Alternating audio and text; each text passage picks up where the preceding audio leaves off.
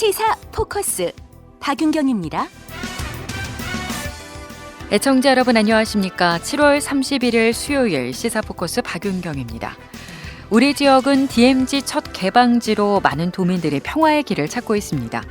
오늘부터 3박 4일 동안은 우리 지역 청소년들이 DMZ 평화의 길을 걷는다고 하는데요. 춘천 YMCA의 최재 팀장과 이야기 나눠보겠습니다. 이어서 키워드 뉴스에선 강원시민사변권 재현수 실장의 국방개혁 2.0과 김성태 의원의 KT 채용 청탁 소식을 전합니다. 광고 듣고 잠시 후 돌아오겠습니다. 네, 오는 8월 정부가 고성과 철원에 이어 경기도 파주 일대에 세 번째 DMZ 평화의 길을 개방합니다. 이 DMZ 개방은 남과 북의 비무장지대를 평화지대로 만들기 위해서 비무장지대 안에 있는 이 휴전선 감시초소죠. 이 GP 11개를 시범적으로 철거하기로 한 약속에서 시작됐는데요. 우리 지역은 첫 개방지로서 많은 분들이 평화의 길을 찾고 있습니다. 이번에는 우리 강원도 내 청소년들이 이 DMZ 평화의 길을 걷는다고 하는데요. 이 행사 함께 하시는 춘천 YMCA의 최재 팀장과 이야기 나눠보도록 하겠습니다. 팀장님 안녕하세요. 네, 안녕하세요. 네, 반갑습니다. 반갑습니다. 듣기로는 오늘 오전에 발대식을 갖고 탐방 일정을 시작하신 것으로 알고 있는데요. 내일 아침까지 비 소식이 있던데 일정 그대로 진행이 되는 거죠? 네, 현재는 도보와 탐방 일정이기 때문에 네. 아이들이 좀 더 긍정적으로 오히려 더운 날씨보다는 시원하게 가족이랑 함께 이동할 긍정적인 마음으로 준비하고 있습니다. 그렇군요. 아니, 이 행사는 어떻게 준비하시게 된 거예요? 네, 최근 강원도가 한반도 평화나 또 평화 중점 도시로 저희가 이제 그 계획하는 패러다임을 바꾸는 과정에서 오히려 지역의 청소년들과 인재들이 조금 더 평화 문제 또는 단순히 안보와 통일 문제가 아니라 또는 평화지대로서의 새로운 계기를 만드는 시간을 좀 만들고자 방학 기간을 중심으로 저희가 탐방 캠프를 준비하게 됐습니다. 네. 그 참여한 학생들이 모두 몇 명 정도 되나요? 저희가 한 120명 정도의 청소년들과 지도자들 포함해서 한 160명 정도가 이동하게 됩니다. 160명이요. 청소년이라 하면은 뭐 초등학생도 포함이 된 건가요? 현재는 도보의 특성상 중등 청소년들부터 고등 청소년에 해당하는 나이의 청소년들이 함께하게 됩니다. 그래요. 일정은 3박 4일이죠? 네, 오늘부터 토요일까지 진행됩니다. 코스가 어떻게 될까요? 네, 저희가 철원을 시작으로 고성, 그리고 양구, 그리고 인제, 그리고 마지막 화천으로 진행이 됩니다. 와, 총 길이가 좀 보통이 아닐 것 같은데요? 네, 저희가 강원도가 지도상으로는 일자지만 저희가 산간 지역들이 많기 때문에 꽤 먼 길을 아이들과 같이 동행할 것 같습니다. 중간에 차를 타고 이동하는 구간은 없나요? 생각보다 저희가 도시와 도시를 이동하는 부분들은 저희가 차량으로 좀 이동을 하고요. 그렇죠. 최근에 폭염이나 안전 때문에 예. 일부분은 저희가 도보를 조금 줄여서 예. 안전하게 이동할 계획을 갖고 있습니다. 그렇죠. 안전이 제일이죠. 어떠세요? 비가 내리는 것도 덥지 않아서 좋다라고 말할 정도로 굉장히 긍정적인 청소년들이 참여한 것 같은데요. 아이들의 좀 반응은 어때요? 이제 시작이지만. 오히려 방학 기간을 좀 알차게 보내고 싶은 친구들도 있고 최근 한반도 평화에 대한 부분들 그리고 최근에 이제 개방된 장소이다 보니까 강원도 내에 이런 역사적인 장소들을 방문해서 아이들이 좀 기대도 좀 크고요. 네. 오히려 이렇게 방학 기간에 청소년들하고 이렇게 함께 모여서 지역 안에서 활동을 하는 거에 대한 기대도 단순한 기대도 높은 것 같습니다. 네.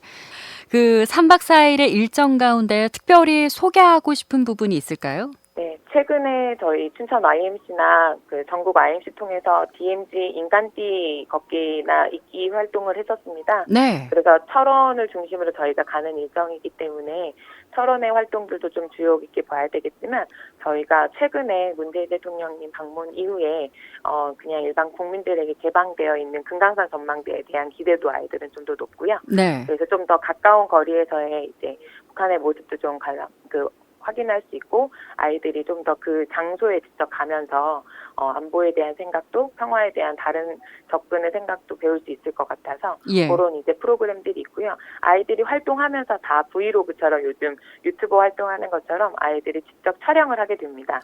그런 네. 촬영분들을 이제 그룹별로 또 영상을 저녁에 또 제작을 해서 마지막 날에 저희가 상영을 하는 행사들까지 진행될 거라서 단순히 이제 그냥 따라다니는 네.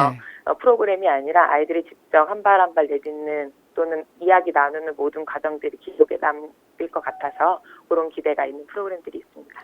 어떻게 오늘 출발하기 전에 오늘 참여자를 대상으로 뭐 사전 교육 같은 것도 시간이 있었던 건가요? 저희가 따로 안내들은 계속 나갔고요. 워낙 강원도 내 각지에서 참여를 하다 보니까 예. 별도로 집결을 해서 그 교육은 바로 진행은 못했고요. 예. 저희가 오늘 이제 첫 모임 이후에 저희가 계속적으로 이동 간의 교육들은 계속 진행되면서 진행이 될 것 같습니다. 네, 그 앞서 청소년들이 120명 또 지도자들까지 포함하면 160명 정도가 함께 이동을 한다고 말씀을 하셨는데 혹시 특별한 참가자가 있을까요? 네. 저희가 개인정보도 있고 해서 구체적인 내용을 좀 설명드리기는 어려우나, 어떤 친구는 이번 주가 가족 휴가인데도요. 네. 가족 휴가인데도 포기하고, 예. 이 DMZ 한번 가보고 가봐야겠다라는 의미로 참여한 친구들도 있고, 예. 자매가 또는 가족 구성원 전체 이제 형제들이 다 참여한 친구들도 있어서 예. 어찌 보면 요즘 이런 프로그램, 이렇게 숙박이나 이동형 프로그램에 대한 부담들이 많고 어려움들이 있음에도 부모님들께서 안전하게 저희 프로그램 믿고 보내주신 것 같아서 예. 네, 그런 이제 참가자들도 있습니다. 아니, 여름방학에 휴가를 포기하고. 네. 가족들하고의 휴가도 예. 네, 포기하고 저희가 이 프로그램 참여한 아이들도 있습니다. 기특하네요. 혹시 우리 청소년들은 DMZ라는 곳에 대해서 좀 어떤 생각들을 갖고 있을지도 궁금하네요. 네, 지금 현재 청소년들은 뭐 통일이나 이런 분단에 대한 여러 이슈에 대해서 사실 체감하는 온도는 낮은데요. 네. 그래도 최근에 여러 이제 외교적인 문제들이나 국내 상황들을 아이들이 많이 경험하고 매체를 통해서 많이 경험하고 있다 보니까 네. 그런 이제 부분에서의 기대나 또 다른 이제 희망을 좀 품고 있는 아이들의 모습도 좀 기대가 되고 있고요. 예. 그리고 아이들이 조금 더 그런 부분에서는 좀 더 적극적인 참여가 이루어지지 않을까. 네. 네. 우리 청소년들이 전쟁과 평화에 대해서도 생각을 해보게 되겠지만 DMZ라는 곳이 굉장히 그 자연적으로 보면은 경험하지 못했던 공간이잖아요. 자연에 대해서도 좀 경험해 보게 될 것 같아요.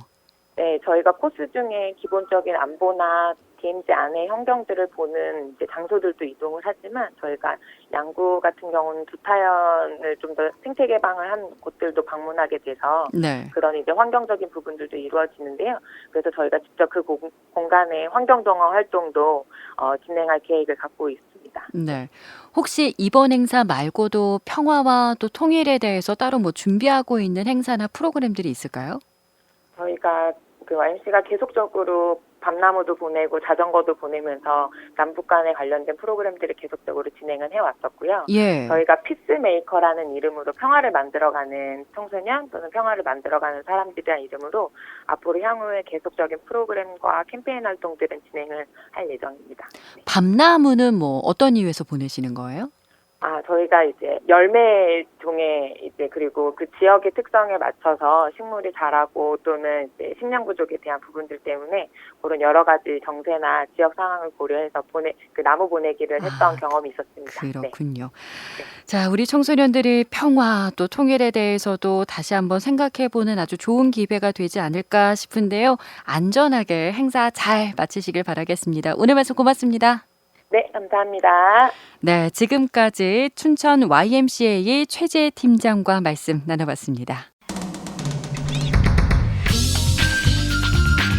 여러분은 지금 생방송 시사 포커스 박윤경입니다를 듣고 계십니다.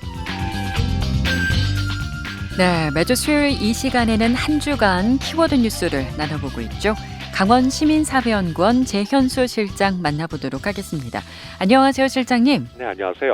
자, 오늘 첫 번째 키워드 뉴스 어떤 내용 준비하셨어요? 네, 국방개혁과 접경지 문제 이걸 한번 정해봤습니다. 국방개혁과 접경지. 안 그래도 이 국방개혁 2.0에 따라서 군부대가 통폐합한다는 소식이 가시화되고 있는데요. 일단 육군 2사단이 언급이 되더라고요. 양구죠. 네, 그렇습니다. 육군 2사단은 양구에 주둔을 하고 있는데요. 최근에 그 32연대 3대대 해체식을 시작으로 해서 본격적인 해체 수순에 들어갔다 이렇게 알려지고 있습니다. 네. 이 사단은 올 연말까지 가칭 신속 대응 사단으로 개편이 된다 이렇게 전해지고 있는데 이게 아마 그 공중 강습을 통한 적진 침투를 주임무로 하는 그런 부대가 된다 이렇게 지금 외부로는 알려지고 있습니다. 네. 그리고 이 사단 사령부는 경기도 양평으로 이전을 하게 되고요. 예하 부대 중에 그 일부는 해체가 되거나 타 부대로 이제 흡수가 될 것으로 알려져 있습니다. 네. 올 연말까지 이 사단 해체 작업이 마무리가 되면은 아마 양구 주둔 병력이 크게 줄어들게 될 건데 이런 부분이 지역 사회에 상당히 영향을 주지 않을까 이렇게 좀 걱정이 되는 대목이 있습니다. 네. 혹시 그 양구의 육군 2사단 말고 거론되고 있는 통폐합 대상 군부대가 또 있나요?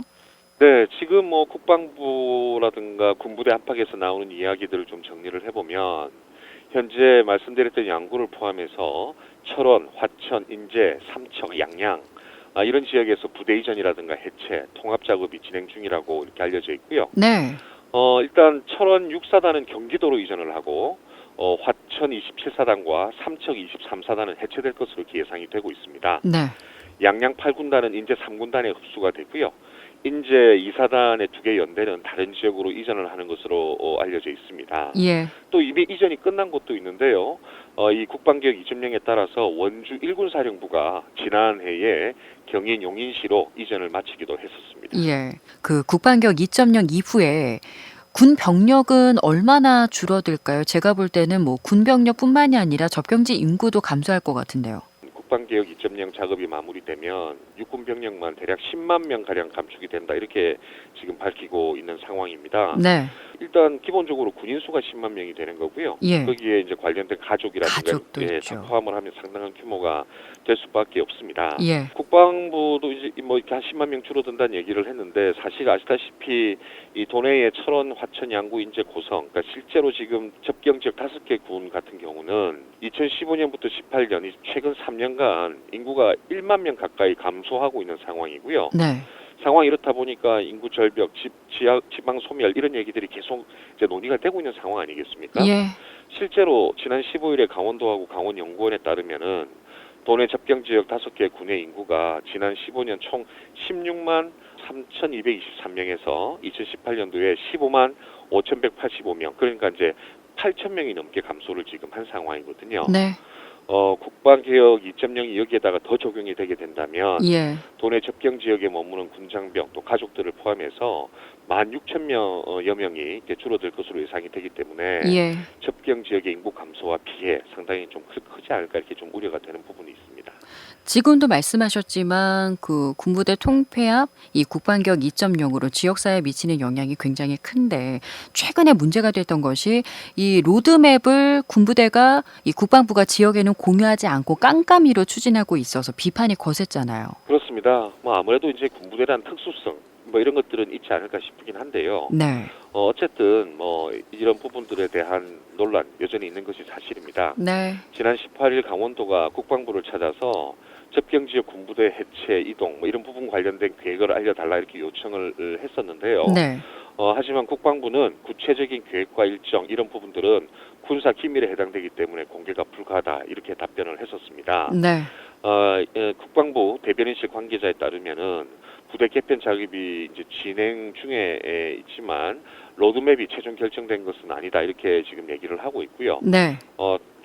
그리고 이제 군의 구조 개편에 관한 내용에 대해서는 구체적으로 설명할 수가 없다 이렇게 밝히기도 했습니다.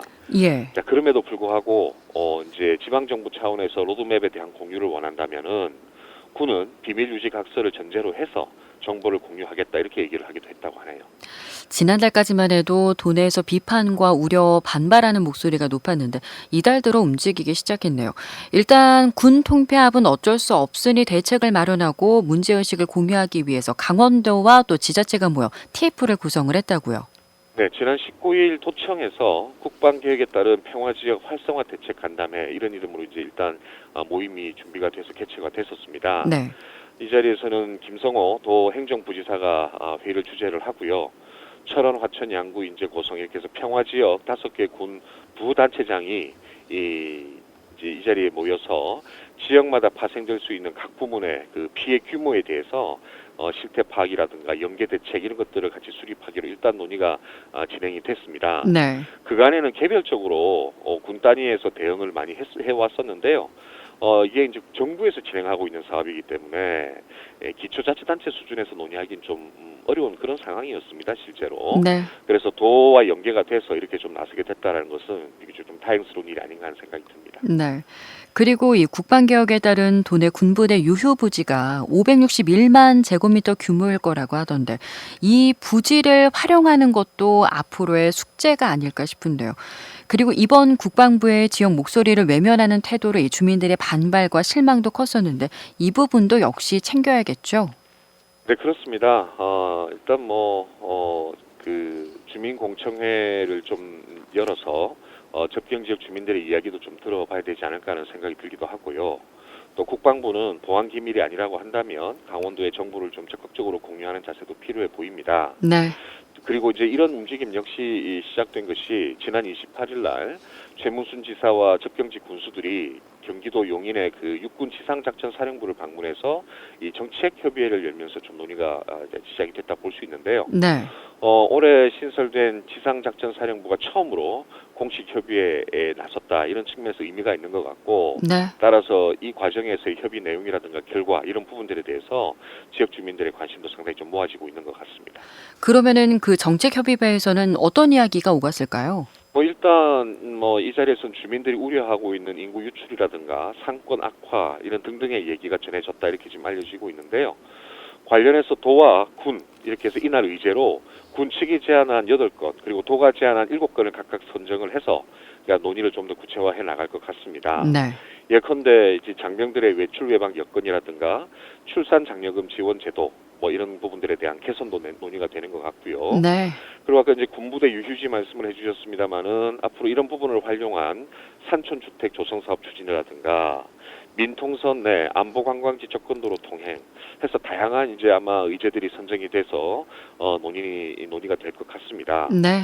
그리고 도 관계자 역시 지상작전사령부와 정책협의회를 통해서 지역 여론을 전달하겠다 이런 얘기들을 했다라는 점에서 글쎄요 앞으로 이 지상작전사령부와 도 간의 정책협의회가 지금 접경 지역에서 나타나고 있는 여러 문제들을 완화할 수 있는 그런 초석이 좀 돼야 되지 않겠냐 이런 생각을 하게 되는 부분이 있고요.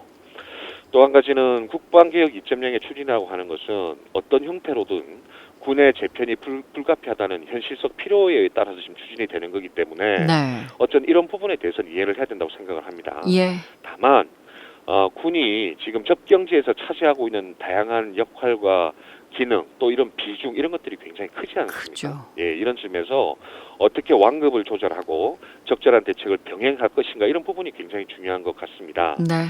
따라서 이제 국방부에서는 어쨌든 국방개혁 과정에서 우리 도민들이 우려하고 있는 문제들 이런 부분들에 대해서 좀 더 심각하게 같이 인식할 필요성이 있지 않을까 하는 생각이 들고요. 네. 주둔 지역에 대한 파급이라든가 민심을 좀 세심하게 살피면서 연착륙할 수 있는 방안들을 좀 찾아내는 이런 과정들이 굉장히 중요할 것 같고 어쨌든 여기에 강원도가 적극적으로 나서서 전반적인 상황을 파악하고 종합적인 대책을 마련할 그런 필요성은 분명히 있다. 이렇게 좀 말씀을 드릴 수 있을 것 같습니다. 네, 국방개혁과 접경지 첫 번째 키워드 뉴스였고요. 두 번째 키워드 뉴스도 알아볼까요? 네, 채용 비리 문제입니다. 예. 김성태 의원의 KT 채용 청탁 이걸 한번 정해봤습니다. 네, 잊을만 하면 한 번씩 터지는 이 채용 비리 문제가 정말 우리 청년들 맥이 풀리지 않을까 싶은데 이번에는 아예 지원 기간이 끝났는데 김 의원이 딸의 지원서를 직접 들고 가서 채용 청탁을 했다라는 부분이 새롭게 밝혀졌어요. 네, 그렇습니다. 검찰의 공소장에 그렇게 적혀 있습니다. 네. 지난 2011년 김 의원이 평소에 친분이 있던 서유열 전 KT 고객부문 사장에게 딸의 이력서를 직접 건넸다 이렇게 공소장에 적혀 있고요. 지금 김성태 의원은 지난 20일 딸의 이 KT 정규직 특혜 채용과 관련해서 뇌물 수수 혐의로 지금 재판에 넘겨져 있는 상태거든요. 네. 공소장에 보면은 그 김 의원이 딸이 체육 스포츠학과를 나왔는데 스포츠단에서 일할 수 있는지 알아봐 달라 이렇게 말했다. 이렇게 지금 적혀져 있기도 하고요. 네. 청탁을 받은 서 전 사장이 KT 내에 스포츠단 단장과 부단장, 과장 등을 통해서 채용 지시를 내렸고 이후 김 의원의 딸이 같은 해 4월 KT 스포츠단에 계약직으로 입사를 한 것이 이제 확인이 되고 있는 상황입니다. 그런데 김성태 의원은요, 자기 딸이 결국 계약직으로 취직을 하게 됐는데 어떤 아버지가 딸의 계약직 채용을 청탁하느냐라고 이렇게 묻더라고요. 네, 그런데 참 공교롭게도 계약직으로 근무하던 김 의원의 딸이 그 이듬해 2012년에 정규직으로 또 채용이 됐습니다. 예, 그런데 이제 이 과정에서도 특혜가 있었다 이런 얘기들이 나오고 있거든요. 특혜요. 네, 그렇습니다. 이게 저 얼마 전에 서울 남부지방법원에서 진행된 첫 공판에서 특혜에 대한 담당자의 진술이 나온 부분입니다. 네, 그 2012년 KT 공개 채용 당시에 인재경영실 직원이었던 A 씨가 이 공판에 나와서 김 의원의 딸이 공채 서류 접수가 마감이 되고 한 달이 지난 뒤에야 예, 이 지원서를 냈다 이렇게 하루 저는 이틀도 아니고요, 한 달 한 달. 뒤에. 예, 예. 그리고 그 시점에는 서류 전형은 물론이고요. 인성, 적성 검사까지 이제 다 끝난 상황이었는데 예, 뒤늦게 서류를 낸 거 아니겠습니까? 네, 그리고 이 자체도 문제였지만 외국어 점수라든가 자격증란 이게 주요 항목들이 대부분 비어 있었고 네, 이건 이제 다른 지원자와 확연히 다른 점이었다라 뭐 이런 정언도 지금 추가로 나와 있는 상황입니다. 네, 그럼에도 불구하고 채용이 절차 그대로 이제 진행이 됐던 것은 이 상부의 지시가 있었기 때문이다. 지금 이렇게 담당자가 진술을 했습니다. 예. 그래도 시험에 응시했다는 김성태 의원 측의 반박은 어떻게 된 건가요? 시험을 보기는 봤다고 하는데요. 예, 뒤늦게 KT에서 시험 칠 기회를 줬다고 합니다. 네, 그런데 검찰의 공소장에 따르면은요, 김 의원의 이 딸은 적성 검사를 면제를 받았습니다. 면제요. 예, 그리고 뒤늦게 인성 검사도 응시를 했는데요. 예, 여기서는 또 불합격이 됐어요. 예, 그런데도 채용이 됐다. 와. 이것은 뭐 사실은 상식적으로는 뭐 납득하기 좀 어려운 대목이 아닌가 싶습니다. 네. 그러니까 정리를 해보면 채용 과정 자체가 문제네요. 일단 지원서가 마감이 된 상황인데도 지원서를 받아줬고요. 또 시험도 전형이 끝났는데 어찌어찌해서 치르게 해줬어요. 근데 이마저도 인성검사에서는 떨어졌고요. 그렇죠. 게다가 이걸 또 김성태 의원이 직접 들고 가서 당시 KT 사장에게 건넸습니다. 그런데도 KT와 김성태 의원 측은 청탁과는 상관없는 일이라고 하더라고요. 검찰의 입장은 어떤가요? 네, 일단 검찰은요, 그 김 의원이 이석채 회장의 국정감사 증인 채택을 무마해준 대가로 채용 청탁이 이루어진 것이다. 이렇게 지금 보고 있는 겁니다. 네. 지난 그 2012년 9월이었는데요. 이 당시 김성태 의원이 국회 환노위에 간사로 있었습니다. 이때 이제 이 전 회장이 국정감사 증인으로 채택되는 것을 굉장히 이제 거세게 반대를 했었거든요. 네. 그러니까 검찰은 이 회장이 이에 대한 보답으로 김 의원의 딸에게 채용 특혜를 준 것이 아닌가 이렇게 예. 지금 보고 있는 겁니다. 아이고. 아유, 양측 간 치열한 법리 다툼은 차치하고서라도요. 우리 지역에서 강원에도 채용 비리며 청탁이며 한동안 크게 몸살을 앓았었는데요. 이렇게 잊을만 하면 채용 비리가 드러나서 우리 청년들이 크게 상심하곤 하는데 이 공정한 사회는 기회가 누구에게 좀 평등하게 돌아가야 되는 거 아닐까요? 네, 그렇습니다. 뭐 아시다시피 강원랜드 채용 비리 문제도 과연 이게 제대로 정리가 될 것인가 네. 사회적인 우려가 상당히 크지 않습니까? 예. 지금 청탁을 받은 사람은 있는데 청탁을 한 사람은 지금 없는 상황이거든요. 네. 이 사회가 보다 좀 공정한 사회로 가야 된다라고 하는 것이 적폐청산을 포함해서 우리 사회에 특히 이번 정부에 주어진 큰 과업이라고 볼 수 있습니다. 네. 그런 측면에서 어쨌든 보다 나은 사회로 가기 위한 노력 이런 부분들에 대한 고민들이 필요한데 여기에 가장 중요한 것은 우리 국민들, 도민들, 지역 주민들의 관심이 가장 크지 않을까라는 생각이 듭니다. 네. 모두가 가고 싶어하는 좋은 기업에 내 노력으로 가는 것이 아니라 이렇게 외부의 힘, 그러니까 이런 청탁 문제가 터지고 이런 것들이 정도가 된다면은 과연 우리 청년들에게 우리가 정의, 질서, 미래 이런 얘기를 할 수 있을까라는 생각이 들거든요. 네. 채용 청탁이나 비리 등의 논란 이런 것들이 그 자체가 언급되지 않도록 뿌리를 뽑아야지만 이런 시도조차 없지 않을까라는 생각이 듭니다. 네. 따라서 이번 사건을 포함해서 채용 비리 문제에 관해서는 검찰이 우리 사회가 좀 더 적극적으로 문제를 해결하려고 하는 노력 이런 것들에 관심을 가져야 되지 않을까 싶고요. 이 사건에 대해서도 우리가 계속 주목을 좀 해야 될 필요성이 있을 것 같습니다. 네, 알겠습니다. 키워드 뉴스 여기까지 알아보죠. 고맙습니다. 고맙습니다. 네, 지금까지 강원시민사회연구원 재현수 실장이었습니다.